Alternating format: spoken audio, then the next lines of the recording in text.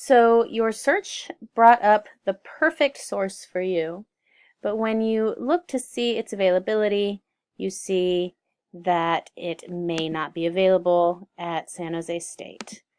So when you click on the title, you will be given the option to request the material through an interlibrary loan. Click on that. We'll have you log in again using your credentials. And it is already all filled in for you. And this is where you will submit the request or cancel and return to the main menu. When you submit your request, you will be able to keep track of it in your OneSearch account,